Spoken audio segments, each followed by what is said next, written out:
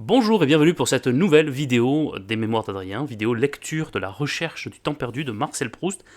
Alors vous en souvenez, la semaine dernière nous en étions restés à la page 196 de mon édition Livre de poche, page 196 où ça se terminait par coulissier.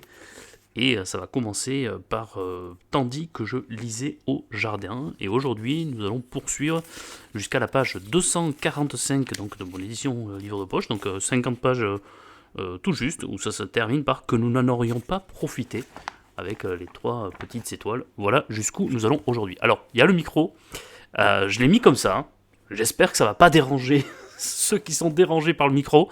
Parce que l'autre jour, il y en a qui m'ont dit dans la vidéo, c'est dommage parce que votre micro prend trop de place. Du coup, ça fait une sorte de barrière entre vous et nous. Ah ben ça alors. je suis resté un peu étonné, mais bon, ben voilà, il y en a qui sont gênés par ça, par pas grand chose, honnêtement. Hein, je vous apprécie beaucoup, hein, mais il y a des fois des remarques dans les commentaires. Bon, heureusement que je tiens pas compte de tous les commentaires, parce que sinon je vous assure qu'en fait il y aurait pas de vidéo. Parce qu'en temps, un coup ça va gêner l'autre. En fait je fais comme je veux moi. Évidemment parfois lorsque ça peut vraiment déranger, lorsque je vois une unanimité, j'essaye de régler certaines choses, mais en fait je peux pas hélas tenir compte de toutes vos demandes et de toutes vos remarques et de toutes vos commandes même dans les commentaires, parce que sinon il y aurait pas de vidéo. Parce que les demandes de l'une vont être contradictoire avec les demandes de l'autre et bon, c'est compliqué. Donc le micro est là, j'espère que là ça va pas trop déranger, qu'il n'y a pas de barrière entre vous et moi. Bref, on va commencer. On commence un peu de manière légère, c'est toujours bien de plaisanter un peu, on parle de littérature, donc c'est quelque chose quand même qui est assez léger. Et puis Marcel Proust, comme vous avez vu, hein, on rigole beaucoup avec Marcel Proust. Donc on va continuer avec... vous en souvenez, cette enfance qui est racontée, cet oncle qui s'était fâché avec le reste de la famille, et lui qui raconte les moments où il lisait. On poursuit. Tandis que je lisais au jardin, ce que ma grand-tante n'aurait pas compris que je fisse en dehors du dimanche, jour où il est défendu de s'occuper à rien de sérieux et où elle ne cousait pas, un jour de semaine elle m'aurait dit « Comme tu t'amuses encore à lire, ce n'est pourtant pas dimanche », en donnant au mot « amusement » le sens d'enfantillage et de perte de temps. Ma tante Léonie devisait avec Françoise en attendant l'heure de Lali. Elle lui annonçait qu'elle venait de voir passer Madame Goupil sans parapluie avec la robe de soie qu'elle s'est fait faire à Châteaudun. Si elle a loin à aller avant Vêpres, elle pourrait bien la faire saucer. Peut-être, ce qui signifiait peut-être non, disait Françoise pour ne pas écarter définitivement la possibilité d'une alternative plus favorable. Tiens, disait ma tante en se frappant le front, cela me fait penser que je n'ai point su s'il était arrivé à l'église après l'élévation. Il faudra que je pense à le demander à Eulalie. Françoise, regardez-moi ce nuage noir derrière le clocher et ce mauvais soleil sur les ardoises.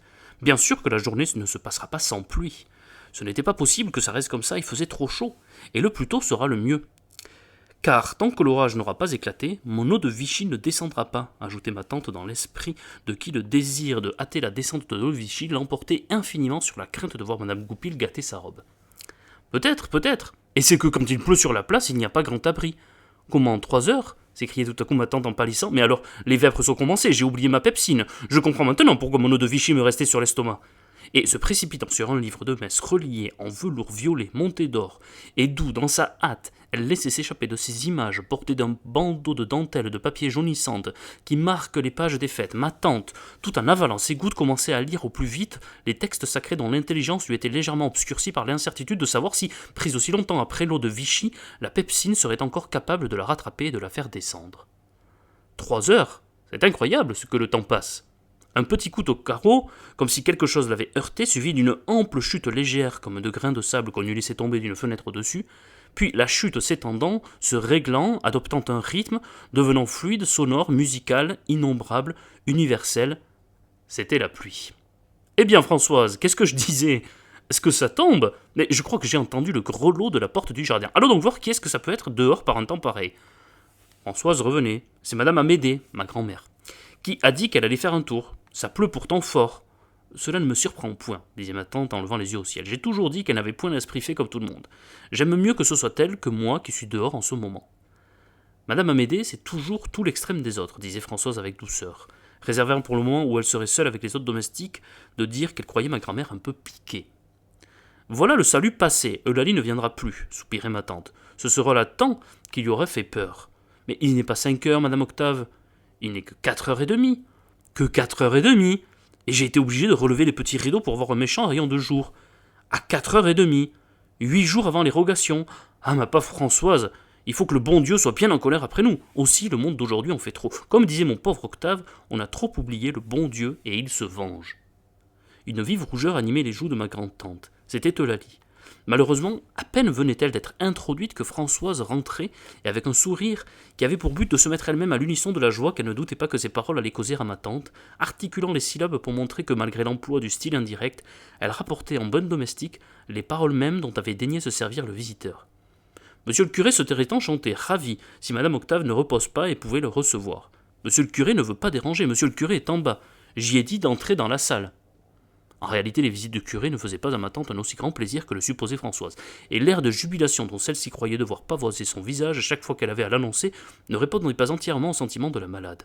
Le curé, excellent homme avec qui je regrette de ne pas avoir causé davantage, car s'il n'entendait rien aux arts et connaissait beaucoup d'étymologie, habitué à donner aux visiteurs de marque des renseignements sur l'église, il avait même l'intention d'écrire un livre sur la paroisse de Combray, la fatiguait par des explications infinies et d'ailleurs toujours les mêmes. Mais quand elle arrivait ainsi juste en même temps que celle d'Eulalie, sa visite devenait franchement désagréable à ma tante. Elle eût mieux même bien aimé profiter d'Eulalie et de ne pas avoir tout le monde à la fois. Mais elle n'osait pas ne pas recevoir le curé et faisait seulement signe à Eulalie de ne pas s'en aller en même temps que lui, qu'elle la garderait un peu seule quand il serait parti. Monsieur le curé, qu'est-ce que l'on me disait? Qu'il est un artiste qui a installé son chevalet dans votre église pour copier un vitrail? Je peux dire que je suis arrivé à mon âge sans avoir jamais entendu parler d'une chose pareille. Et qu'est-ce que le monde aujourd'hui va donc chercher? Est-ce qu'il y a de plus vilain dans l'église? Je n'irai pas jusqu'à dire que c'est ce qu'il y a de plus vilain, car s'il y a à Saint-Hilaire des parties qui méritent d'être visitées, il y en a d'autres qui sont bien vieilles. Dans ma pauvre basilique, la seule de toute le diocèse qu'on n'ait même pas restaurée. Mon Dieu, le porche est sale et antique, mais enfin, d'un caractère majestueux. Passe même pour les tapisseries d'Esther, dont personnellement je ne donnerai pas dessous, mais qui sont placées par les connaisseurs tout de suite après celles de Sens. Je reconnais d'ailleurs qu'à côté de certains détails un peu réalistes, elles en présentent d'autres qui témoignent d'un véritable esprit d'observation. Mais qu'on ne vienne pas me parler des vitraux. Cela a-t-il du bon sens de laisser des fenêtres qui ne donnent pas de jour et trompent même la vue par ces reflets d'une couleur que je ne saurais définir, dans une église où il n'y a pas 2 dalles qui soient au même niveau et qu'on se refuse à me remplacer sous prétexte que ce sont les tombes des abbés de Compré et des seigneurs de Guermantes, les anciens comtes de Brabant, les ancêtres directs du duc de Guermantes d'aujourd'hui et aussi de la duchesse, puisqu'elle est une demoiselle de Guermantes qui a épousé son cousin. Bon, si vous ne comprenez pas toute cette généalogie, c'est normal. Moi non plus, honnêtement. Ma grand-mère, qui à force de se désintéresser des personnes, finissait par confondre tous les noms, vous voyez, elle aussi. Chaque fois qu'on prononçait celui de la duchesse de Guermantes, prétendait que ce devait être une parente de madame de Villeparisis. Tout le monde éclatait de rire. Elle tâchait de se défendre en alléguant une certaine lettre de faire-part. Il me semblait me rappeler qu'il y avait du Guermantes là-dedans. Et pour une fois, j'étais avec les autres contre elle, ne pouvant admettre qu'il y eût un lien entre son amie de pension et la descendante de Geneviève de Brabant. Voyez, Roussainville, ce n'est plus aujourd'hui qu'une paroisse de fermiers, quoique dans l'Antiquité cette localité ait dû un grand ressort au comité de chapeaux de feutre et des pendules. Je ne suis pas certain de l'étymologie de Roussainville. Je croirais volontiers que le nom primitif était Rouville, Radulfi Villa, comme Châteauroux, Castrum Radulfi, mais je vous parlerai de cela une autre fois. Tout ça c'est entre parenthèses, c'est le narrateur qui le précise. Eh bien, l'église a des vitraux superbes, presque tous modernes, et cette imposante entrée de Louis-Philippe à Combray, qui serait mieux à sa place à Combray même, et qui vaut, dit-on, la fameuse verrière de Chartres, je voyais même hier le frère du docteur Percepied qui est amateur, et qui la regarde comme un plus beau travail. Mais comme je le lui disais à cet artiste qui semble du reste très poli, qui est, paraît-il, un véritable virtuose du pinceau, que lui trouvez-vous donc d'extraordinaire à ce vitrail, qui est encore un peu plus sombre que les autres? Je suis sûr que si vous le demandiez à Monseigneur, disait mollement ma tante qui commençait à penser qu'elle allait être fatiguée, il ne vous refuserait pas un vitrail neuf.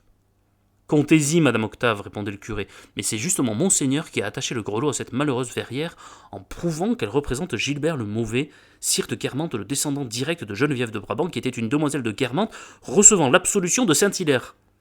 Mais je ne vois pas où est Saint-Hilaire. Mais si, dans le coin du vitrail, vous n'avez jamais remarqué une dame en robe jaune, eh bien c'est Saint-Hilaire qu'on appelle aussi, vous le savez, dans certaines provinces Saint-Hilières, Saint-Hélier, et même dans le Jura Saint-Hilie. Ces diverses corruptions de Sanctus Hilarius ne sont pas du reste les plus curieuses de celles qui se sont produites dans les noms des bienheureux. Ainsi votre patronne, ma bonne Eulalie, Sancta Eulalia, savez-vous ce qu'est devenu en Bourgogne? Saint-Éloi, tout simplement. Elle est devenue un saint, voyez-vous, Eulalie, qu'après votre mort, on fasse de vous un homme.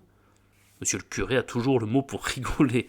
Le frère de Gilbert, Charles le Bègue, prince pieux mais qui ayant perdu de bonheur son père, Pépin l'insensé, mort des suites de sa maladie mentale, exerçait le pouvoir suprême avec toute la présomption d'une jeunesse à qui la discipline manquait, dès que la figure d'un particulier ne revenait pas dans une ville, et faisait massacrer jusqu'au dernier habitant. Gilbert, voulant se venger de Charles, fit brûler l'église de Combray, la primitive église alors, celle que Théodobert, en quittant avec sa sœur et sa cour la maison de campagne qu'il avait près d'ici, à Tiberzy, Théodébertiacus. Je suis pas sûr de comment on prononce en latin, mais bon, vous allez me faire confiance. Là, tout ça, juste parenthèse, on est toujours avec le curé qui essaie d'expliquer tout ce qui se passe dans son église, les vitraux, ce que représentent les personnes, l'étymologie, la généalogie. Bon, pas très grave si vous comprenez pas tout, parce que, encore une fois, moi non plus. Pour aller combattre les Burgondes, avait promis de bâtir au-dessus du tombeau de Saint-Hilaire si le bienheureux lui procurait la victoire. Il n'en reste que la crypte où Théodore a dû vous faire descendre, puisque Gilbert brûla le reste. Ensuite, il défie l'infortuné Charles, avec l'aide de Guillaume le Conquérant. Le curé prononçait Guillaume. Ce qui fait que beaucoup d'Anglais viennent pour visiter, mais ils ne semblent pas avoir vu se concilier la sympathie des habitants de Congrès, car ceux-ci se ruèrent sur lui à la sortie de la messe et lui tranchèrent la tête. Je suis pas sûr en plus que tous ces faits sont vrais. Peut-être que le curé invente beaucoup, ou ce sont des légendes qui existent. Vous voyez à peu près ce genre de conversation qu'il peut y avoir encore aujourd'hui, où parfois certains, dans leur petit village, dans des communes, ou même dans un terre de famille, racontent de grandes histoires à propos de leur famille, alors que parfois rien n'est vérifié ou vérifiable. Du reste, Théodore prête un petit livre qui donne les explications. Mais ce qui est incontestablement le plus curieux dans notre église, c'est le point de vue qu'on a du clocher, et qui est grandiose. Certainement, pour vous qui n'êtes pas très forte, je ne vous conseillerais pas de monter nos 97 marches, juste la moitié du célèbre dôme de Milan. Il y a de quoi fatiguer une personne bien portante, d'autant plus qu'on monte plié en deux si on ne veut pas se casser la tête, et qu'on amasse avec ses effets toutes les toiles d'araignée de l'escalier. En tout cas, il faudrait bien vous couvrir, ajouta-t-il, sans apercevoir l'indignation que causait à ma tante l'idée qu'elle fût capable de monter dans le clocher, car il fait un de ces courants d'air une fois arrivé là-haut. Certaines personnes affirment y avoir ressenti le froid de la mort. N'importe, le dimanche, il y a toujours des sociétés qui viennent même de très loin pour admirer la beauté du panorama et qui s'en retournent enchantées. Tenez, dimanche prochain, si le temps se maintient, vous trouveriez certainement du monde, comme ce sont les rogations. Il faut avouer du reste qu'on jouit de là d'un coup d'œil féerique, avec des sortes d'échappées sur la plaine qui ont un cachet tout particulier. Quand le temps est clair, on peut distinguer jusqu'à Verneuil. Surtout, on embrasse à la fois des choses qu'on ne veut voir habituellement que l'une sans l'autre, comme le cours de la Vivonne, et les fossés de Sainte-Assise-les-Combray, dont elle est séparée par un rideau de grands arbres, ou encore comme les différents canaux de Jouy-le-Vicomte, Gaudiasus, Vicé, Comitis, comme vous savez. Chaque fois que je suis allé à Jouy-le-Vicomte, j'ai bien vu un bout du canal, puis quand j'avais tourné une rue, j'en voyais un autre, mais alors je ne voyais plus le précédent. J'avais beau les mettre ensemble par la pensée, cela ne me faisait pas grand effet. Du clocher de Saint-Hilaire, c'est autre chose. C'est tout un réseau où la localité est prise seulement. On ne distingue pas d'eau, on dirait de grandes fentes qui coupent si bien la ville en quartiers qu'elle est comme une brioche dont les morceaux tiennent ensemble mais sont déjà découpés. Il faudrait, pour bien faire, être à la fois dans le clocher de Saint-Hilaire et à Jouy-le-Vicomte. Le curé avait tellement fatigué ma tante qu'à peine était-il parti, elle était obligée de renvoyer Eulalie. « Tenez, ma pauvre Eulalie, disait-elle d'une voix faible, en tirant une pièce d'une petite bourse qu'elle avait à portée de sa main. Voilà, pour que vous n'oubliez pas dans vos prières. Ah, mais madame Octave, je ne sais pas si je dois, vous savez bien que ce n'est pas pour cela que je viens, disait Eulalie, avec la même hésitation et le même embarras, chaque fois que si c'était la première, et avec une apparence de mécontentement qui égayait ma tante, mais ne lui déplaisait pas, car si un jour Eulalie, en prenant la pièce, avait un air un peu moins contrarié que de coutume, ma tante disait « Je ne sais pas ce qu'avait Eulalie, je lui ai pourtant donné la même chose que d'habitude, elle n'avait pas l'air contente. » Je crois qu'elle n'a pourtant pas à se plaindre, soupirait Françoise, qui avait une tendance à considérer comme de la menue monnaie tout ce que lui donnait ma tante pour elle ou pour ses enfants, et comme des trésors follement gaspillés pour une ingrate, les piécettes mises chaque dimanche dans la main d'Eulalie, mais si discrètement que Françoise n'arrivait jamais à les voir. Ce n'est pas que l'argent que ma tante donnait à Eulalie, Françoise lui voulut pour elle. Elle jouissait suffisamment de ce que ma tante possédait, sachant que les richesses de la maîtresse du même coup élèvent et embellissent aux yeux de tous sa servante, et qu'elle, Françoise, était un signe, et glorifiée d'encombrer Jouy-le-Vicomte et autres lieux pour les nombreuses fermes de ma tante, les visites fréquentes et prolongées du curé, le nombre singulier des bouteilles d'eau de Vichy consommées. Elle n'était avare que pour ma tante. Si elle avait géré sa fortune, ce qui était son rêve, elle l'aurait préservé des entreprises d'autrui avec une férocité maternelle. Elle n'aurait pourtant pas trouvé grand mal à ce que ma tante, qu'elle savait incurablement généreuse, se fût laissée aller à donner si au moins ça avait été à des riches. Peut-être pensait-elle que ceux-là, n'ayant pas besoin des cadeaux de ma tante, ne pouvaient être soupçonnés de l'aimer à cause d'eux. d'ailleurs offert à des personnes d'une grande position de fortune, à Madame Sazera, à Monsieur Suan, à Monsieur Le Grandin, à Madame Goupil, à des personnes de même rang que ma tante, et qu'elle est bien ensemble, il lui apparaissait comme faisant partie des usages de cette vie étrange et brillante des gens riches qui chassent, se donnent des balles, se font des visites, et qu'elle admirait en souriant. Mais il n'en allait plus de même si les bénéficiaires de la générosité de ma tante étaient de ceux que Françoise appelait des gens comme moi, des gens qui ne sont pas plus que moi, et qui étaient de ceux qu'elle méprisait le plus, à moins qu'ils ne l'appelassent Madame Françoise et ne le considérassent comme étant moins qu'elle. Et quand elle vit que, malgré ses conseils, ma tante n'en faisait qu'à sa tête et jetait l'argent, Françoise le croyait du moins, pour des créatures indignes, elle commença à trouver bien petits les dons que ma tante lui faisait, en comparaison des sommes imaginaires prodiguées à Eulalie. Il n'y avait pas dans les environs de Combray de fermes si conséquentes que Françoise ne supposa qu'Eulalie eût pu facilement l'acheter avec tout ce que lui rapportaient ses visites. Il est vrai qu'Eulalie faisait la même estimation des richesses immenses et cachées de Françoise. Habituellement, quand Eulalie était partie, Françoise prophétisait sans bienveillance sur son compte. Elle la haïssait, mais elle la craignait et se croyait tenue, quand elle était là, à lui faire bon visage. Elle se rappelait, elle se rattrapait après son départ, sans la nommer jamais à vrai dire, mais en proférant un oracle sibyllin ou sentence d'un caractère général, telle que celle de l'Ecclésiaste, mais dont l'application ne pouvait s'échapper dans ma tante. Après avoir regardé par le coin du rideau si Eulalie avait refermé la porte, les personnes flatteuses savent se bien tenir et ramasser les pépettes. Mais patience, le bon Dieu les punit tout par un beau jour, disait-elle avec le regard latéral et l'insinuation de Joas, pensant exclusivement à Athalie quand il dit « Le bonheur des méchants comme un torrent s'écoule ». Mais quand le curé était venu aussi, et que sa visite interminable avait épuisé les forces de ma tante, Françoise sortait de la chambre derrière Eulalie et disait « Madame Octave, je vous laisse reposer, vous avez l'air beaucoup fatiguée. » Et ma tante ne répondait même pas, exhalant un soupir qui semblait devoir être le dernier, les yeux clos comme morte.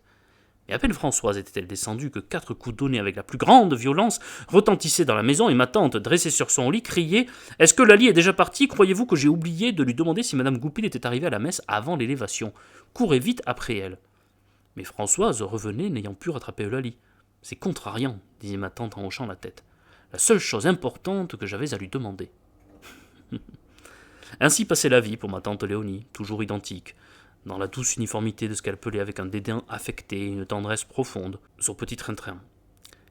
Préservée par tout le monde, non seulement à la maison, où chacun, ayant éprouvé l'inutilité de lui conseiller une meilleure hygiène, s'était peu à peu résigné à le respecter, mais même dans le village où, à 3 rues de nous, l'emballeur, avant de clouer ses caisses, faisait demander à Françoise si ma tante ne reposait pas. Ce train-train fut pourtant troublé une fois cette année-là. Comme un fruit caché qui serait parvenu à maturité sans qu'on s'en aperçût, et se détacherait spontanément, survint une nuit la délivrance de la fille de cuisine. Mais ces douleurs étaient intolérables, et comme il n'y avait pas de sage-femme à Combray, Françoise dut partir avant le jour en chercher une à Tiberzy. Ma tante, à cause des cris de la fille de cuisine, ne put reposer, et Françoise, malgré la courte distancée, n'étant revenue que très tard, lui manqua beaucoup.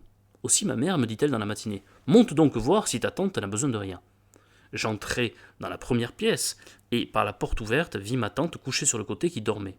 Je l'entendis ronfler légèrement. M'en allais doucement, mais sans doute le bruit que j'avais fait était intervenu dans son sommeil et en avait changé la vitesse, comme on dit pour les automobiles, car la musique du ronflement s'interrompit une seconde et reprit un ton plus bas, puis elle s'éveilla et tourna à demi son visage que je pus voir alors.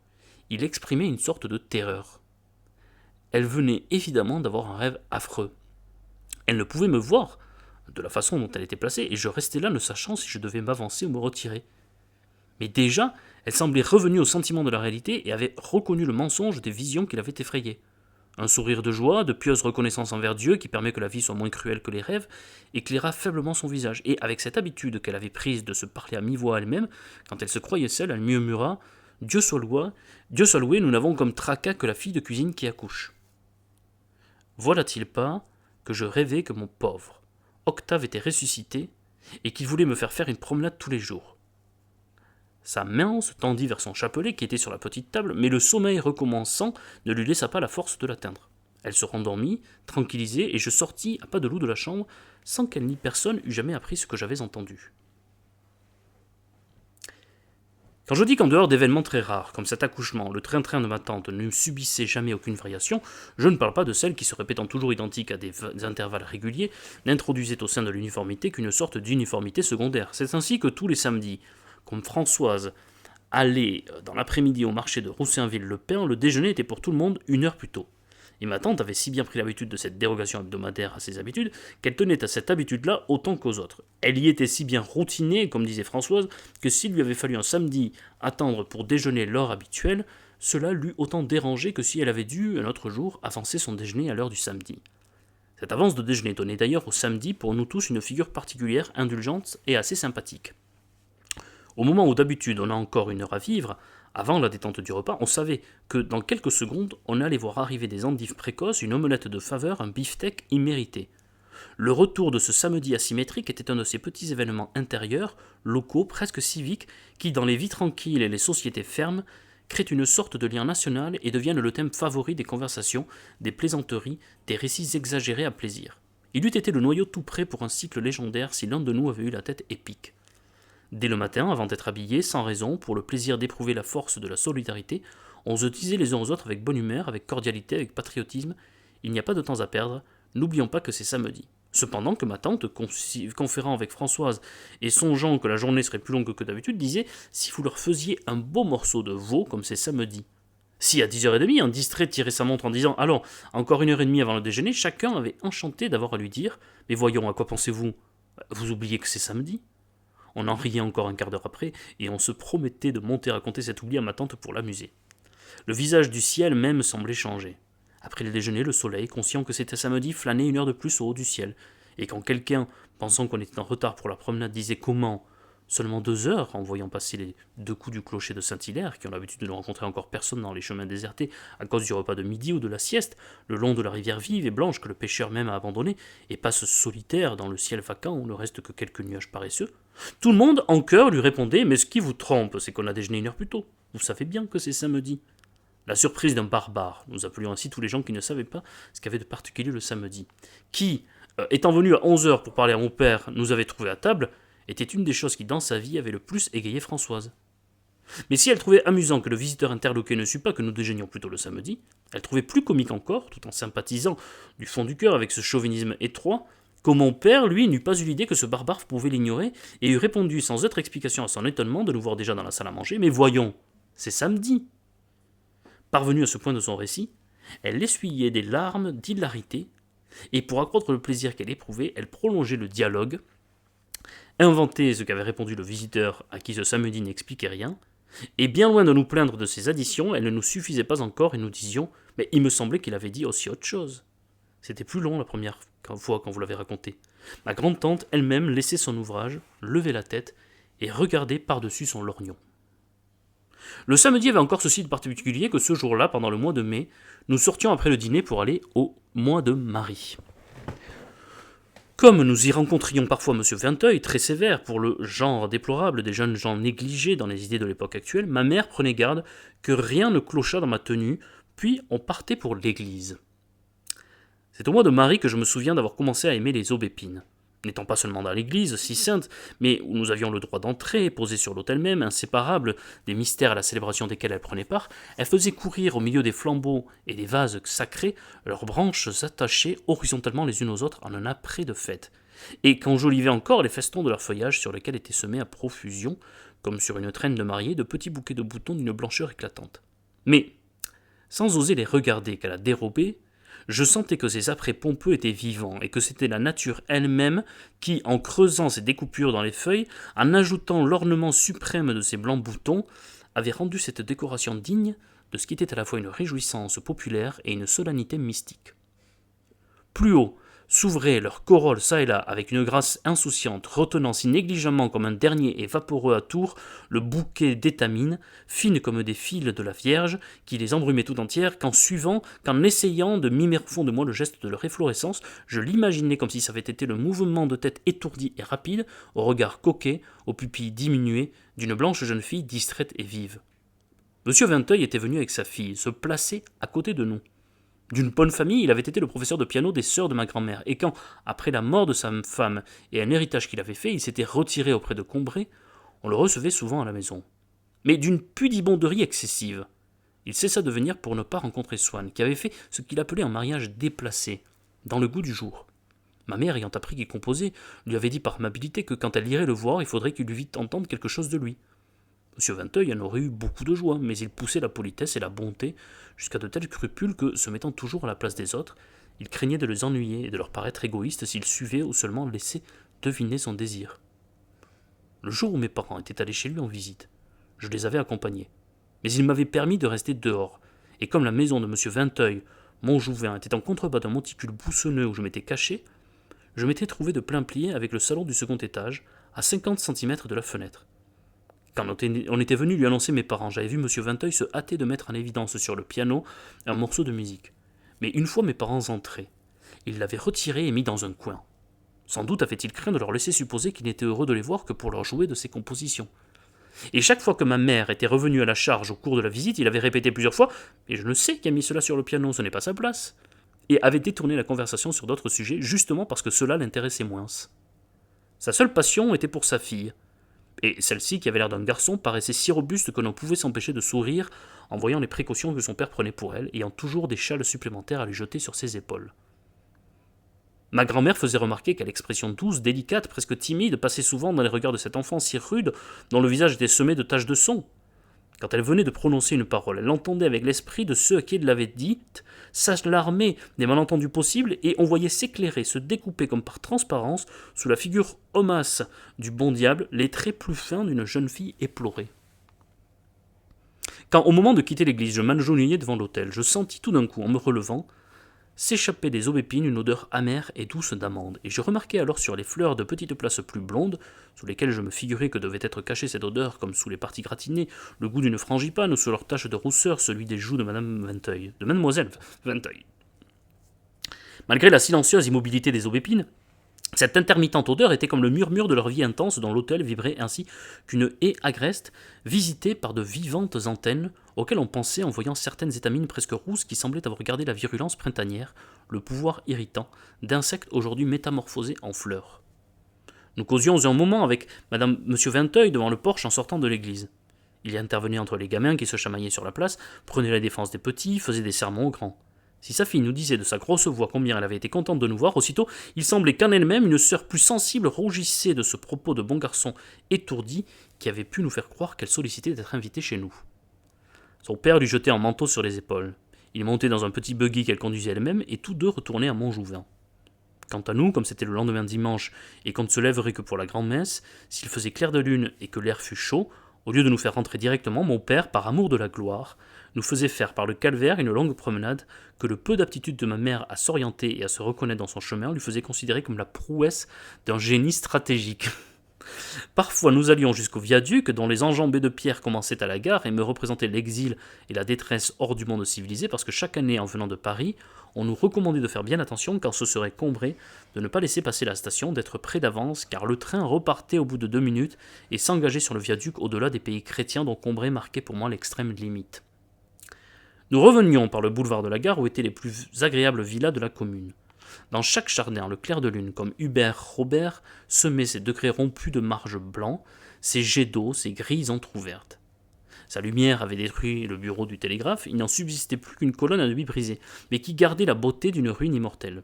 Je traînais la jambe, je tombais de sommeil, l'odeur des tilleuls qui embaumaient m'apparaissait comme une récompense qu'on ne pouvait obtenir qu'au prix des plus grandes fatigues et qui n'en valait pas la peine.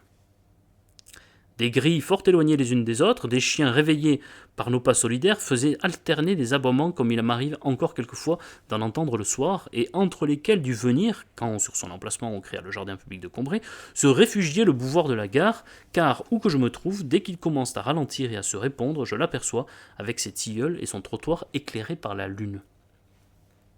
Tout d'un coup mon père nous arrêtait et demandait à ma mère « Où sommes-nous » Épuisée par la marche, mais fière de lui, elle lui avouait tendrement qu'elle n'en savait absolument rien. Il haussait les épaules et riait. Alors, comme s'il l'avait sorti de la poche de son veston avec sa clé, il nous montrait debout devant nous la petite porte de derrière de notre jardin qui était venue, avec le coin de la rue du Saint-Esprit, nous attendre au bout de ces chemins inconnus. Ma mère lui disait avec admiration « Mais tu es extraordinaire !» Et à partir de cet instant, je n'avais plus un seul pas à faire. Le sol marchait pour moi dans ce jardin où depuis si longtemps mes actes avaient cessé d'être accompagnés d'attention volontaire. L'habitude venait de me prendre dans ses bras et me porter jusqu'à mon lit comme un petit enfant. Si la journée du samedi, qui commençait 1 heure plus tôt, où elle était privée de Françoise, passait plus lentement qu'une autre pour ma tante, Elle en avait pourtant le retour avec impatience depuis le commencement de la semaine, comme contenant toute la nouveauté et la distraction que fut encore capable de supporter son corps affaibli et maniaque. Et ce n'est pas seulement qu'elle n'aspira parfois à quelques grands changements, qu'elle n'eut de ces heures d'exception où l'on a soif de quelque chose d'autre que ce qui est, et où ce que le manque d'énergie ou d'imagination empêche de tirer d'eux-mêmes un principe de rénovation, demandent à la minute qui vient, aux facteurs qui sonnent, de leur apporter du nouveau, fût-ce du pire, une émotion, une douleur, ou la sensibilité que le bonheur a fait faire, comme une harpe oisive, veut résonner sous une main, même brutale, et tue-t-elle en être brisée. Ou la volonté, qui a si difficilement conquis le droit d'être livrée sans obstacle à ses désirs, à ses peines, voudrait jeter les rênes entre les mains d'événements impérieux, fussent-ils cruels. Sans doute, comme les forces de ma tante, taries à la moindre fatigue, ne lui revenaient que goutte à goutte au sein de son repos, le réservoir était très long à remplir, et il se passait des mois avant qu'elle eût ce léger trop-plein que d'autres dérivent dans l'activité et dont elle est incapable de savoir et de décider comment user. Je ne doute pas qu'alors, comme le désir de la remplacer par des pommes de terre béchamel finissait au bout de quelque temps par naître du plaisir même que lui causait le retour quotidien de la purée dont elle ne se fatiguait pas, elle ne tira de l'accumulation de ces jours monotones auxquels elle tenait tant, l'attente d'un cataclysme domestique limité à la durée d'un moment, mais qui la forcerait d'accomplir une fois pour toutes un de ces changements dont elle reconnaissait qu'ils lui seraient salutaires et auxquels elle ne pouvait d'elle-même se décider. Elle nous aimait véritablement. Elle nous aurait eu plaisir à nous pleurer. Survenant à un moment où elle se sentait bien et n'était pas en sueur, la nouvelle que la maison était la proie d'un incendie où nous avions déjà tous péri et qui n'allait plus bientôt laisser subsister une seule pierre des murs, mais auquel elle aurait eu tout le temps d'échapper sans se presser, à condition de se lever de suite, a dû souvent hanter ses espérances, comme unissant aux avantages secondaires de lui faire savourer dans un long regret toute sa tendresse pour nous, et d'être la stupéfaction du village en conduisant notre deuil, courageuse et accablée, moribonde debout, celui bien plus précieux de la forcer au bon moment, sans temps à perdre, sans possibilité d'hésitation émerveillante, à aller passer l'été dans sa jolie ferme de Minougrin, où il y avait une chute d'eau. Comme n'était jamais survenu aucun événement de ce genre, dont elle méditait certainement la réussite quand elle était seule absorbée dans ses innombrables jeux de patience, et qui l'eût désespérée au premier commencement de réalisation, au premier de ces petits faits imprévus, de cette parole annonçant une mauvaise nouvelle, et dont on ne peut plus jamais oublier l'accent, de tout ce qui porte l'empreinte de la mort réelle, bien différente de sa possibilité logique et abstraite, elle se rabattait pour rendre de temps en temps sa vie plus intéressante, à y introduire des péripéties imaginaires qu'elle suivait avec passion. Elle se plaisait à supposer tout d'un coup que Françoise la volait, qu'elle recourait à la ruse pour s'en assurer, la prenait sur le fait. Habituée quand elle faisait seule des parties de cartes à jouer à la fois son jeu et le jeu de son adversaire, elle se prononçait à elle-même des excuses embarrassées de Françoise et y répondait avec tant de feu et d'imagination et d'indignation que l'un de nous, entrant à ces moments-là, la trouvait en nage, les yeux étincelants, ses faux cheveux déplacés laissant voir son front chauve. Françoise entendit peut-être parfois de la chambre voisine de mordants sarcasmes qui s'adressaient à elle et dont l'invention n'eût pas soulagé suffisamment ma tante s'ils étaient restés à l'état purement immatériel, et si en les murmurant à mi-voix elle ne lui aurait pu donner plus de réalité. Quelquefois ce spectacle dans un lit ne suffisait même pas à ma tante. Elle voulait faire jouer ses pièces. Alors, un dimanche, toute porte mystérieusement fermée, elle confiait à Eulalie ses doutes sur la probité de Françoise, son intention de se défaire d'elle, et une autre fois à Françoise ses soupçons de l'infidélité de Lali à qui la porte serait bientôt fermée. Quelques jours après, elle était dégoûtée de sa confidente de la veille, et racoquinée avec le traître, lesquels d'ailleurs, pour la prochaine représentation, échangeraient leurs emplois. Mais les soupçons que pouvait parfois lui inspirer Eulalie n'étaient qu'un feu de paille et tombaient vite, faute d'aliments, Eulalie n'abattant pas à la maison. Il n'en était pas de même de ceux qui concernaient Françoise, que ma tante sentait perpétuellement sous le même toit qu'elle, sans que, par crainte de prendre foi si elle sortait de son lit, elle n'osa descendre à la cuisine se rendre compte s'ils étaient fondés. Peu à peu, son esprit n'eut plus d'autre occupation que de chercher à deviner ce qu'à chaque moment pouvait faire et chercher à lui cacher. Françoise. Elle remarquait les plus furtifs mouvements de physionomie de celle-ci, une contradiction dans ses paroles, un désir qu'elle semblait dissimuler. Et elle lui montrait qu'elle l'avait démasqué, d'un seul mot qui faisait pâlir Françoise et que ma tante semblait trouver à enfoncer au cœur de la malheureuse un divertissement cruel. Et le dimanche suivant, une révélation de Lali, comme ces découvertes qui offrent tout d'un coup un champ insoupçonné à une science naissante et qui se traînait dans l'orière, prouvait à ma tante qu'elle était dans ses suppositions bien au-dessous de la réalité. Mais Françoise doit le savoir maintenant que vous y avez donné une voiture. Que je lui ai donné une voiture ? S'écria ma tante. Ah mais je ne sais pas, moi je croyais, je l'avais vu qui passait maintenant en calèche, fier comme Artaban, pour aller au marché de Roussainville. J'avais cru que c'était Madame Octave qui lui avait donné. Peu à peu, Françoise et ma tante, comme la bête et le chasseur, ne cessaient plus de tâcher de prévenir les ruses l'une de l'autre. Ma mère craignait qu'il ne se développât chez Françoise une véritable haine pour ma tante qui l'offensait le plus durement qu'elle le pouvait. En tout cas, Françoise attachait de plus en plus aux moindres paroles, aux moindres gestes de ma tante une attention extraordinaire. Quand elle avait quelque chose à lui demander, elle hésitait longuement sur la manière dont elle devait s'y prendre. Et quand elle avait proféré sa requête, elle observait ma tante à la dérober, tâchant de deviner dans l'aspect de sa figure ce qu'elle celle-ci avait pensé et déciderait. Et ainsi, tandis que quelques artistes lisant les mémoires du XVIIe siècle et désirant de se rapprocher du grand roi croient marcher dans cette voie en se fabriquant une généalogie qui le fait descendre une famille historique ou en entretenant une correspondance avec un des souverains actuels de l'Europe, tourne précisément le dos à ce qu'il a tort de chercher sous des formes identiques et par conséquent mortes, une vieille dame de province qui ne faisait qu'obéir sincèrement à d'irrésistibles manies et à une méchanceté née de l'oisiveté, voyait sans avoir jamais pensé à Louis XIV les occupations les plus insignifiantes de sa journée, concernant son lever, son déjeuner, son repos, prendre par leur singularité despotique un peu de l'intérêt de ce que Saint-Simon appelait la mécanique de la vie à Versailles, et pouvait croire aussi que ces silences, une nuance de bonne humeur ou de hauteur dans sa physionomie, était une part de Françoise l'objet d'un commentaire aussi passionné, aussi craintif que l'était le silence, la bonne humeur, la hauteur du roi quand un courtisan, ou même les plus grands seigneurs, lui avaient remis une supplique au détour d'une allée à Versailles. Un dimanche, où ma tante avait eu la visite simultanée du curé et de Lally, et s'était ensuite reposée, nous étions tous montés lui dire bonsoir, et maman lui adressait ses condoléances sur la mauvaise chance qui amenait toujours ses visiteurs à la même heure. Je sais que les choses se sont encore mal arrangées tantôt, Léonie, lui dit-elle avec douceur. Vous avez eu tout votre monde à la fois. Ce que ma grand-tante interrompit par abondance de biens, car depuis que sa fille était malade, elle croyait devoir la remonter en lui présentant toujours par le bon côté. Mais mon père prenant la parole. Je veux profiter, dit-il, de ce que toute la famille est réunie pour vous faire un récit sans avoir besoin de le recommencer à chacun. J'ai peur que nous ne soyons fâchés avec le Grandin. Il m'a à peine dit bonjour ce matin. Je ne restais pas pour entendre le récit de mon père, car j'étais justement avec lui après la messe quand nous avions rencontré M. le Grandin. Et je descendis à la cuisine, demander le menu du dîner qui tous les jours me distrayait, comme les nouvelles qu'on lit dans un journal et m'excitait à la façon d'un programme de fête. Comme M. le Grandin avait passé près de nous en sortant de l'église, marchant à côté d'une châtelaine du voisinage que nous ne connaissions que de vue, mon père avait fait un salut à la fois amical et réservé sans que nous nous arrêtions. M. le Grandin avait à peine répondu, d'un air étonné, comme s'il ne nous reconnaissait pas, et avec cette perspective du regard particulière aux personnes qui ne veulent pas être aimables et qui, du fond subitement prolongé de leurs yeux, ont l'air de vous apercevoir comme au bout d'une route interminable et à une si grande distance qu'elles se contentent de vous adresser un signe de tête minuscule pour le proportionner à vos dimensions de marionnette. Or, la dame qu'accompagnait le Grandin était une personne vertueuse et considérée. Il ne pouvait être question qu'il fût en bonne fortune et gêné d'être surpris, et mon père se demandait comment il avait pu mécontenter le Grandin. Je regretterais d'autant plus de le savoir fâché, dit mon père, qu'au milieu de tous ces gens endimanchés, il a, avec son petit veston droit, sa cravate molle, quelque chose de si peu apprêté, de si vraiment simple, et un air presque ingénu qui est tout à fait sympathique. Mais le conseil de famille fut unanimement d'avis que mon père s'était fait une idée, ou que le Grandin, à ce moment-là, était absorbé par quelques pensées. D'ailleurs, la crainte de mon père fut dissipée dès le lendemain soir. Comme nous revenions d'une grande promenade, nous aperçûmes près du pont vieux le Grandin, qui, à cause des fêtes, restait plusieurs jours à Compré. Il vint à nous la main tendue. Connaissez-vous, monsieur le liseur, me demanda-t-il, ce vers de Paul Desjardins. Les bois sont déjà noirs, le ciel est encore bleu. N'est-ce pas la fine notation de cette heure-ci? Vous n'avez peut-être jamais lu Paul Desjardins. Lisez-le, mon enfant. Aujourd'hui, il se mue, me dit-on, en frère prêcheur, mais ce fut longtemps un aquarelliste limpide. Les bois sont déjà noirs, le ciel est encore bleu. Que le ciel reste toujours bleu pour vous, mon jeune ami, et même à l'heure qui vient pour moi maintenant, où les bois sont déjà noirs, où la nuit tombe vite, vous vous consolerez comme je le fais, en regardant du côté du ciel. Il sortit de sa poche une cigarette, resta longtemps les yeux à l'horizon. Adieu les camarades, nous dit-il tout à coup, et il nous quitta.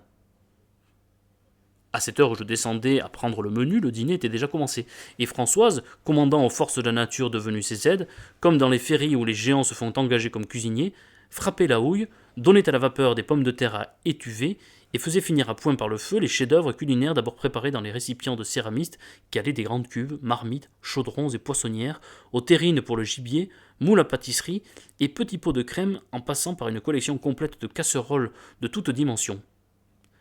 Je m'arrêtai à voir sur la table, où la fille de cuisine venait de les écosser, les petits pois alignés et nombrés comme des billes vertes dans un jeu.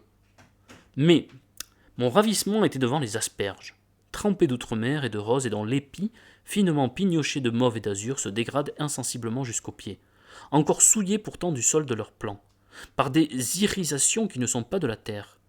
Il me semblait que ces nuances célestes trahissaient les délicieuses créatures qui s'étaient amusées à se métamorphoser en légumes et qui, à travers le déguisement de leur chair comestible fermée, laissaient apercevoir en ces couleurs naissantes d'aurore, en ces ébauches d'arc-en-ciel, en cette extinction de soir bleu, cette essence précieuse que je reconnaissais encore quand, toute la nuit qui suivait un dîner où j'en avais mangé, elles jouaient, dans leur farce poétique et grossière comme une féerie de Shakespeare, à changer mon pot de chambre en un vase de parfum.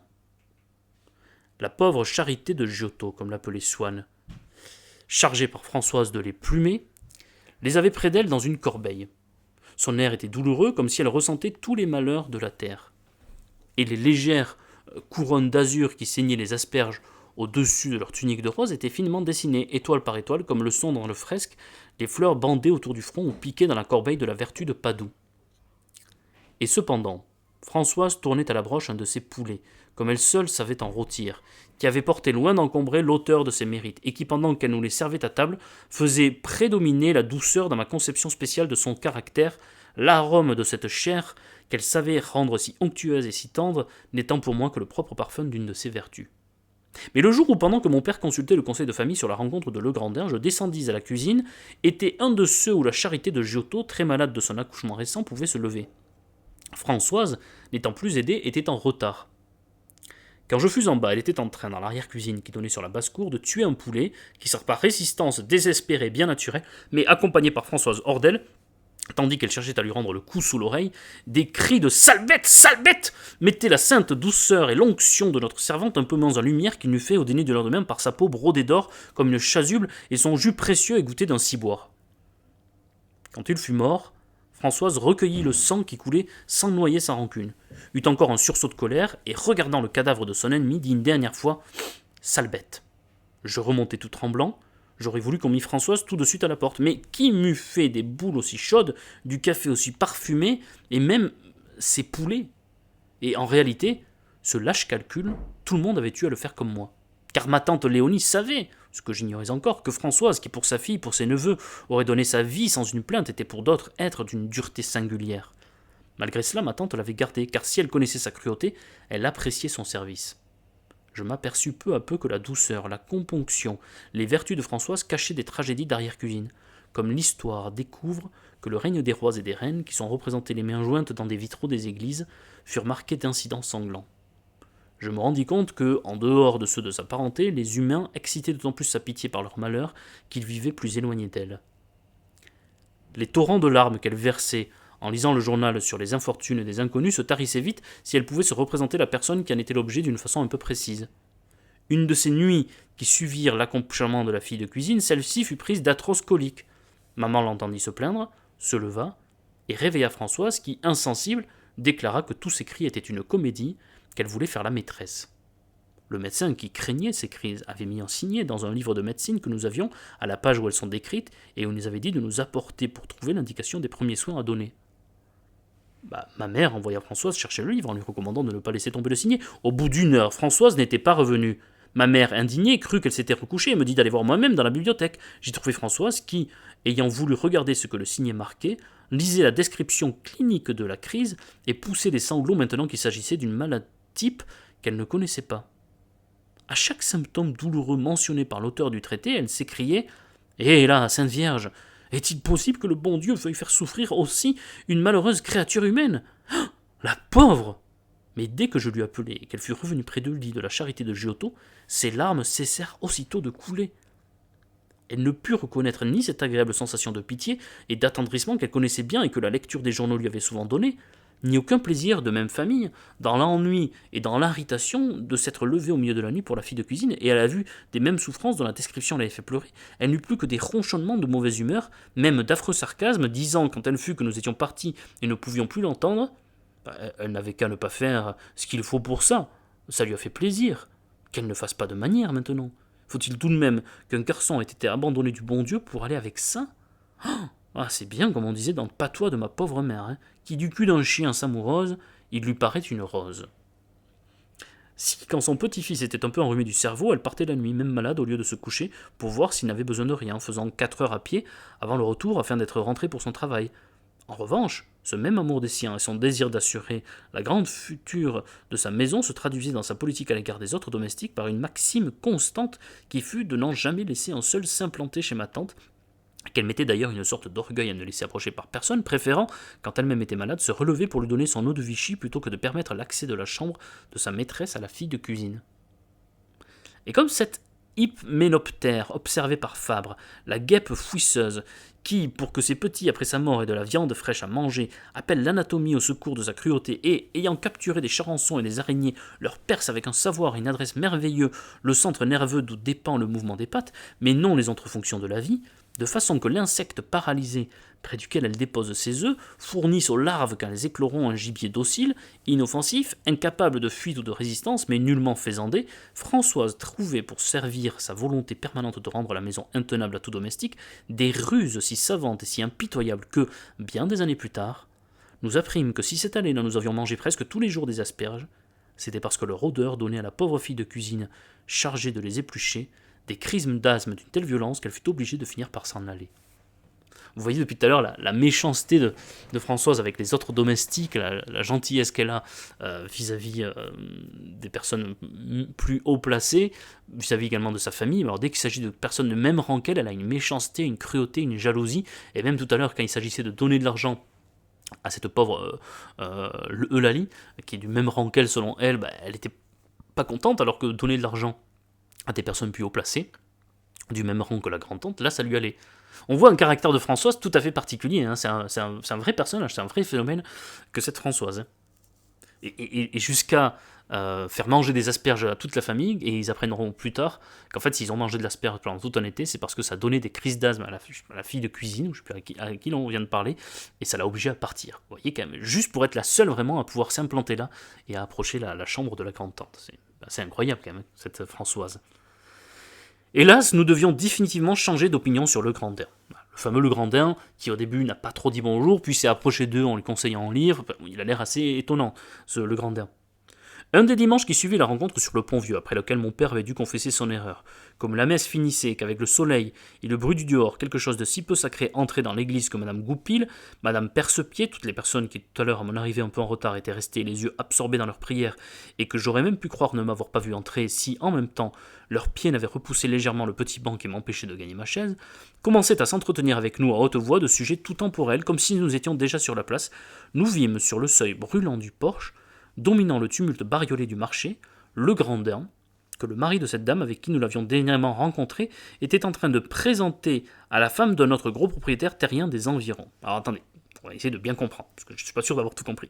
Ils aperçoivent le Grandin, que le mari de cette dame avec qui nous l'avions... Alors il est à ce moment-là avec le mari de la dame avec qui il était l'autre fois, était en train de présenter à la femme d'un autre copropriétaire terrien des environs.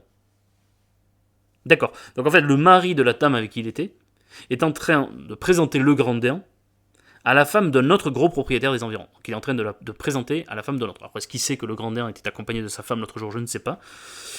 La figure de Le Grandin exprimait une animation, un zèle extraordinaire. Il fit un profond salut, avec un renversement secondaire en arrière qui ramena brusquement son dos au-delà de la position des départs et qu'avait dû lui apprendre le mari de sa sœur, Madame de Cambremer.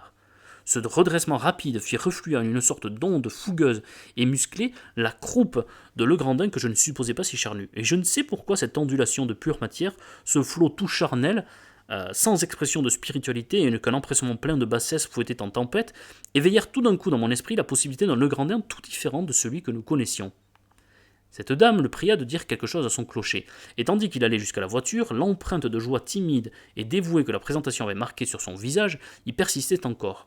Ravi, dans une sorte de rêve, il souriait, puis il revint vers la dame en se hâtant, et comme il marchait plus vite qu'il n'en avait l'habitude, ses deux épaules oscillaient de droite et de gauche ridiculement, et il avait l'air, tant il s'y abandonnait entièrement en n'ayant plus souci du reste, d'être le jouet inerte et mécanique du bonheur. Cependant, nous sortions du porche, nous allions passer à côté de lui, il était trop bien élevé pour détourner la tête, mais il fixa de son regard soudain chargé d'une rêverie profonde, un point si éloigné de l'horizon qu'il ne put nous voir et n'eut pas à nous saluer. Son visage restait ingénu au-dessus d'un veston souple et droit qui avait l'air de se sentir fourvoyé malgré lui au milieu d'un luxe détesté. Et une lavalière à pois qu'agitait le vent de la place continuait à flotter sur Le Grandin comme l'étendard de son fier isolement et de sa noble indépendance. Au moment où nous arrivions à la maison, maman s'aperçut qu'on avait oublié le Saint-Honoré et demanda à mon père de retourner avec moi sur nos pas, dire qu'on l'apporta tout de suite. Nous croisâmes près de l'église le Grandin qui venait en sens inverse conduisant la même dame à sa voiture. Il passa contre nous, ne s'interrompit pas de parler à sa voisine, et nous fit du coin de son œil bleu un petit signe en quelque sorte intérieur aux paupières et qui, n'intéressant pas les muscles de son visage, put passer parfaitement inaperçu de son interlocutrice. Mais cherchant à compenser par l'intensité du sentiment le champ un peu étroit où il en circonscrivait l'expression dans ce coin azur qui nous était affecté, il fit pétiller tout l'entrain de la bonne grâce qui dépassa l'enjouement, frisa la malice. Il subtilisa les finesses de l'amabilité jusqu'au clignement de la connivence, aux demi-mots, aux sous-entendus, au mystère de la complicité, et finalement exalta les assurances d'amabilité jusqu'aux protestations de tendresse, jusqu'à la déclaration d'amour, illuminant alors pour nous seuls d'une langueur secrète et invisible à la Shelton, une prunelle énamourée dans un visage de glace. Il avait précisément demandé la veille à mes parents de m'envoyer dîner ce soir-là avec lui. « Venez tenir compagnie à votre vieil ami, m'avait-il dit. Comme le bouquet qu'un voyageur nous envoie d'un pays où nous ne retournerons plus, faites-moi respirer du lointain de votre adolescence ces fleurs des printemps que j'ai traversées moi aussi il y a bien des années. Venez avec la prime vert, la barbe de chanoine, le bassin d'or, venez avec le sédum dont est fait le bouquet de dilection de la flore balsacienne, avec la fleur du jour de la résurrection, la pâquerette et la boule de neige des jardins qui commencent à embaumer dans les allées de votre grand-tante quand ne sont pas encore fondues les dernières boules de neige des giboulées de Pâques. Venez avec la glorieuse vêture de soie du lys digne de Salomon et l'ébaille polychrome des pensées, mais venez surtout avec la brise fraîche encore des dernières gelées et qui va entr'ouvrir, dans les deux papillons qui depuis ce matin attendent à la porte, la première rose de Jérusalem. » On se demandait à la maison si on devait m'envoyer tout de même dîner avec M. le Grandin. Mais ma grand-mère refusa de croire qu'il eût été impoli. Vous reconnaissez vous-même qui vient là avec sa tenue toute simple, qui n'est guère celle d'un mondain. Elle déclarait qu'en tout cas, et à tout mettre au pis, s'il l'avait été, mieux valait ne pas l'avoir de s'en être aperçu. À vrai dire, mon père lui-même, qui était pourtant le plus irrité contre l'attitude qu'avait eue M. le Grandin, gardait peut-être un dernier doute sur le sens qu'elle comportait. Elle était comme toute attitude ou action où se révèle le caractère profond et caché de quelqu'un. Elle ne se relie pas à ses paroles antérieures, nous ne pouvons pas la faire confirmer par le témoignage du coupable qui n'avouera pas, nous en sommes réduits à celui de nos sens dont nous demandons, devant ce souvenir isolé et incohérent, s'ils n'ont pas été le jouet d'une illusion, de sorte que de telles attitudes, les seules qui aient de l'importance, nous laissent souvent quelques doutes. Je dînais avec le Grandin sur sa terrasse. Il faisait clair de lune. « Il y a une jolie qualité de silence, n'est-ce pas ?» me dit-il. Au cœur blessé comme l'est le mien, un romancier que vous lirez plus tard prétend que conviennent seulement l'ombre et le silence. Et voyez-vous, mon enfant, il vient dans la vie une heure dont vous êtes bien loin encore, où les yeux là ne tolèrent plus qu'une lumière, celle qu'une belle nuit comme celle-ci prépare et distille avec l'obscurité, où les oreilles ne peuvent plus écouter de musique que celle que joue le clair de lune sur la flûte de silence. J'écoutais les paroles de M. le Grandin, qui me paraissaient toujours aussi agréables, mais troublé par le souvenir d'une femme que j'avais aperçue dernièrement pour la première fois, et pensant maintenant que je savais que M. le Grandin était lié avec plusieurs personnalités aristocratiques des environs, que peut-être il connaissait celle-ci, prenant mon courage, je lui dis « Est-ce que vous connaissiez monsieur les châtelaines de Guermantes ?» Heureux aussi, en prononçant ce nom, de prendre sur lui une sorte de pouvoir, par le seul fait de le tirer de mon rêve et de lui donner une existence objective et sonore. Mais à ce nom de Guermantes, je vis au milieu des hublots de notre ami se ficher une petite encoche brune, comme s'il venait d'être percé par une pointe invisible, tandis que le reste de la prunelle réagissait en sécrétant des flots d'azur. Le cerne de sa paupière noircie s'abaissa, et sa bouche marquée d'un pli amer se ressaisissant plus vite sourit, tandis que le regard restait douloureux, comme celui d'un beau martyr dont le corps est hérissé de flèches. « Non, je ne les connais pas, dit-il. » Et au lieu de donner un renseignement aussi simple à une réponse aussi peu surprenante, le ton naturel et courant qui convenait, il se débita en appuyant sur les mots, en s'inclinant, en saluant de la tête, à la fois avec l'insistance qu'on porte, peut-être cri, à une affirmation invraisemblable, comme si ce fait qu'il ne connût que les Guermantes ne pouvait être l'effet que d'un hasard singulier, et aussi avec l'emphase de quelqu'un qui, ne pouvant pas taire une situation qui lui est pénible, préfère la proclamer pour donner aux autres l'idée que l'aveu qu'il fait ne lui cause aucun embarras, est facile, agréable, spontané, que la situation elle-même, l'absence de relation avec les Guermantes, pourrait bien avoir été non pas subie, mais voulue par lui, résulté de quelque tradition de famille, principe de morale ou vœu mystique, lui interdisant momentanément et nommément la fréquentation des Guermantes. « Non, reprit-il, expliquant par ses paroles sa propre intonation, non, je ne les connais pas, je n'ai jamais voulu, j'ai toujours tenu à sauvegarder ma pleine indépendance. Au fond, je suis une tête jacobine, vous le savez. Beaucoup de gens sont venus à la rescousse. On me disait que j'avais tort de ne pas aller à Guermantes, que je me donnais l'air d'un malotru, d'un vieil ours. Mais voilà, une réputation qui n'est pas pour m'effrayer, elle est si vraie. Au fond, je n'aime plus au monde que quelques églises, 2 ou 3 livres, à peine davantage de tableaux, et le clair de lune quand la brise de votre jeunesse apporte jusqu'à moi l'odeur des parterres que mes vieilles prunelles ne distinguent plus. Je ne comprenais pas bien que ne pas nager chez des gens qu'on ne connaît pas, il fut nécessaire de tenir à son indépendance. Et en quoi cela pouvait vous donner l'air d'un sauvage ou d'un ours? Mais ce que je comprenais, c'est que le Grandin n'était pas tout à fait véridique quand il disait n'aimer que les églises, le clair de lune et la jeunesse. Il aimait beaucoup les gens des châteaux, et se trouvait pris devant eux d'une si grande peur de leur déplaire qu'il n'osait pas leur laisser voir qu'il avait pour amis des bourgeois, des fils de notaires ou d'argent de change, préférant, si la vérité devait se recouvrir, que ce fût en son absence, loin de lui et par défaut. Il était snob. Sans doute, il ne disait jamais rien de tout cela dans le langage que mes parents et moi-même nous aimions tant. Et si je demandais « Connaissez-vous les Guermantes ?» le Grandin, le causeur, répondait « Non, je n'ai jamais voulu les connaître. » Malheureusement, il ne le répondait qu'en second, car un autre Legrandin qu'il cachait soigneusement au fond de lui, et qu'il ne montrait pas, parce que ce Legrandin-là savait sur le nôtre, sur son snobisme des histoires compromettantes, un autre Legrandin avait déjà répondu par la blessure du regard, par le rictus de la bouche, par la gravité excessive du ton de la réponse, par les 1000 flèches dont notre Legrandin s'était trouvé en un instant lardé et alangui, comme un Saint-Sébastien du snobisme. Hélas que vous me faites mal, non, je ne connais pas les Guermantes, ne réveillez pas la grande douleur de ma vie. Et comme ce Legrandin, enfant terrible, ce Legrandin, maître chanteur, s'il n'avait pas le joli langage de l'autre, avait le verbe infiniment plus prompt, composé de ce qu'on appelle réflexe, quand Legrandin, le causeur, voulut lui imposer silence, l'autre avait déjà parlé, et notre ami avait beau se désoler de la mauvaise impression que les révélations de son alter ego avaient dû produire, il ne pouvait qu'entreprendre de la pallier. Et certes, cela ne veut pas dire que M. Legrandin ne fut pas sincère quand il tonnait contre les snobs. Il ne pouvait pas savoir, au moins par lui-même, qu'il le fut, puisque nous ne nous connaissons jamais que les passions des autres, et que ce que nous arrivons à savoir des nôtres, ce n'est que de ce que nous avons pu l'apprendre. Sur nous, elles n'agissent que d'une façon seconde, par l'imagination qui substitue aux premières mobiles, des mobiles de relais qui sont plus décents. Jamais le snobisme de Legrandin ne lui conseillait d'aller voir souvent une duchesse.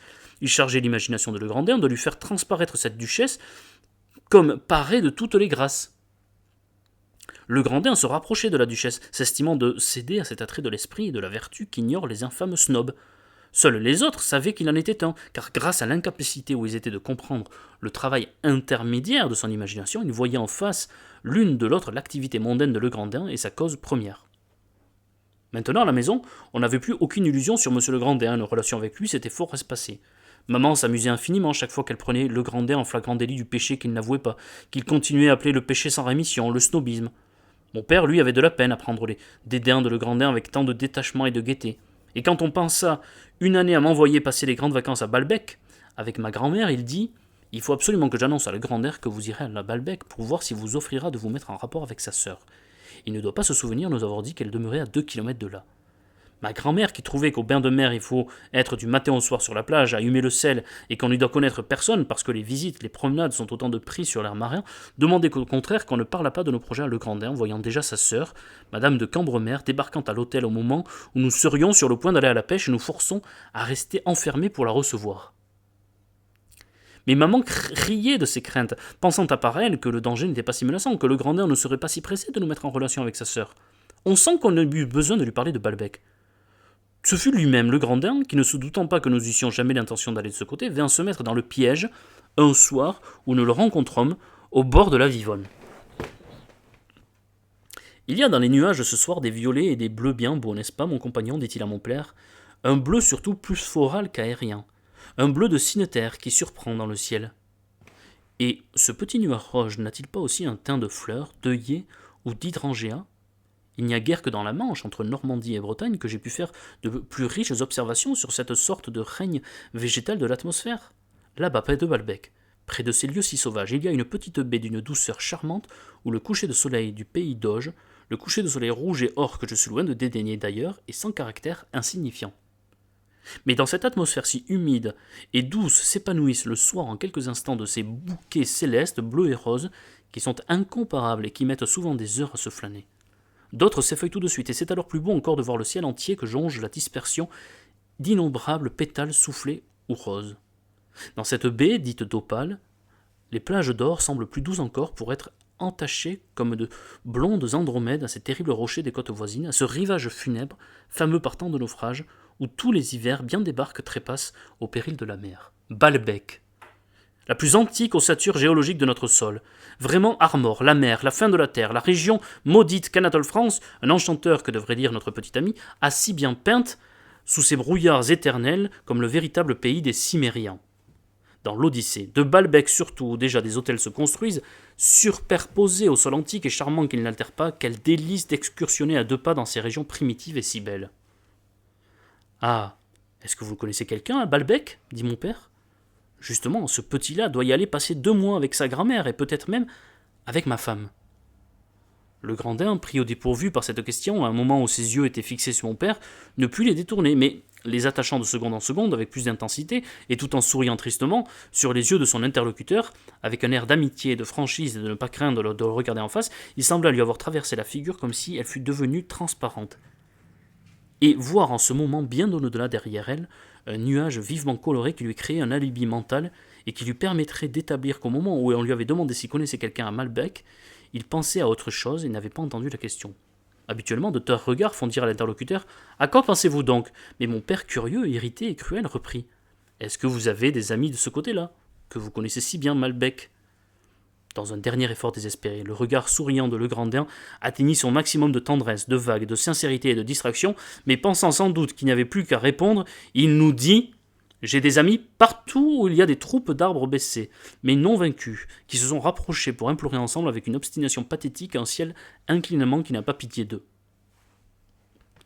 C'est marrant comme réponse. C'est-à-dire qu'on lui demande « Est-ce que vous connaissez quelqu'un ?» Parce qu'ils savent très bien qu'il y a sa sœur là-bas. Et il n'a pas envie forcément qu'eux ils rencontrent sa sœur, parce qu'il est snob. Il n'a pas envie que tout le monde sache qu'il connaît ces gens-là, qui sont des bourgeois, et que lui, il fréquente des aristocrates.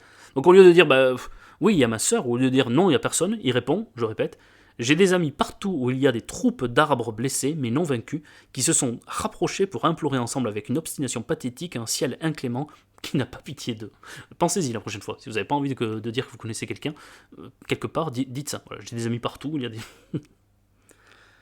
Le père y reprend, il insiste. Non, c'est pas cela que je voulais dire, interrompit mon père, aussi obstiné que les arbres et aussi impitoyable que le ciel. Je demandais, pour le cas où il arriverait n'importe quoi à ma belle-mère ou où elle aurait besoin de ne pas se sentir là-bas en pays perdu, si vous connaissez du monde. Là, comme partout. Je connais tout le monde, et je ne connais personne, répondit le Grandin, qui ne se rendait pas si vite. Beaucoup les choses, et fort peu les personnes. Mais les choses elles-mêmes, il semble des personnes rares, d'une essence délicate et que la vie aurait déçue. Parfois c'est un Castel que vous rencontrez sur la falaise, au bord du chemin où il s'est arrêté pour confronter son chagrin au soir encore rose, où monte la lune d'or et dont les barques qui rentrent en striant l'eau d'Yarpré hissent à leur mât la flamme et portent les couleurs. Parfois c'est une simple maison solitaire, plutôt laide, l'air timide mais romanesque, qui cache à tous les yeux quelques secrets impérissables de bonheur et de désenchantement.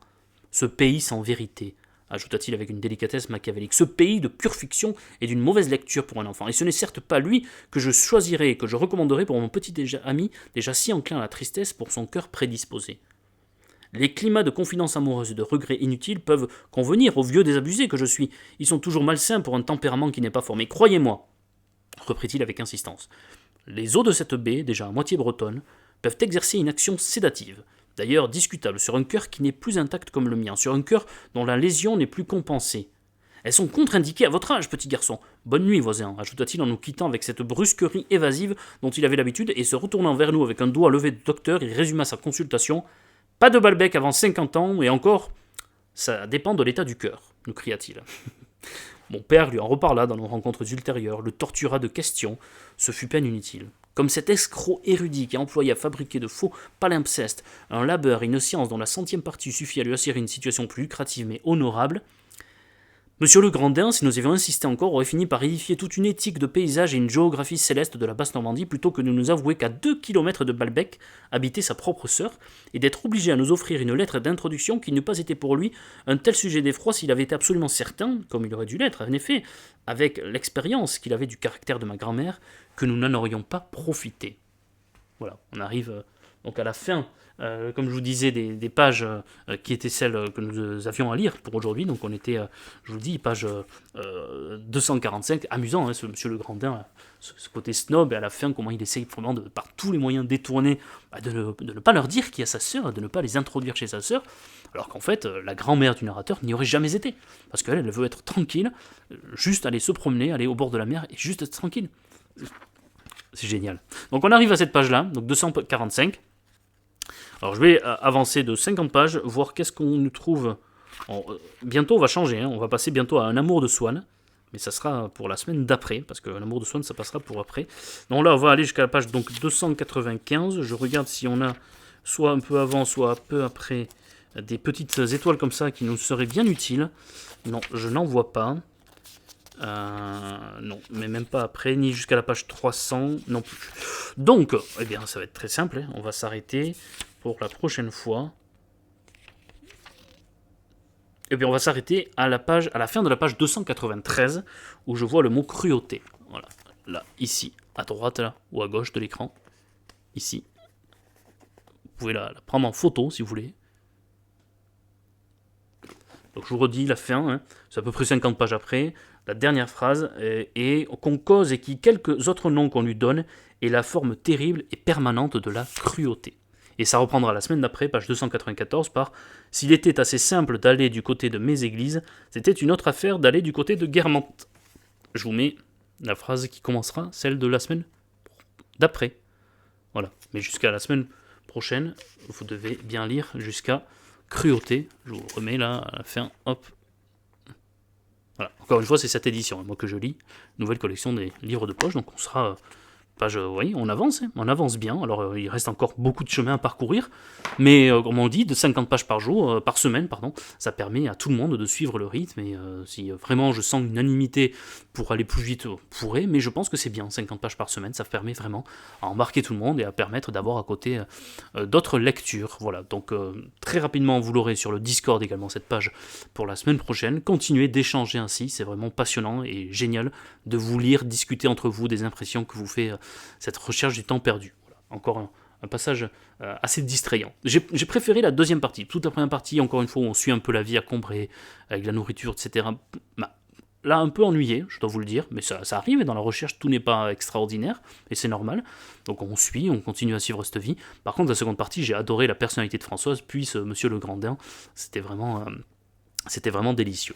Je vous laisse avec donc Marcel Proust, c'était extraordinaire. Je ne sais pas jusqu'à quand je vais réussir comme ça chaque semaine à me dégager du temps pour vous les lire, mais tant que je peux, je le fais. Puis comme ça, certains, ça peut leur permettre de ne pas les lire et de m'écouter et de faire autre chose en même temps, si je peux rendre service. Allez, à la semaine prochaine et à très vite pour d'autres aventures des Mémoires d'Adrien. Au revoir.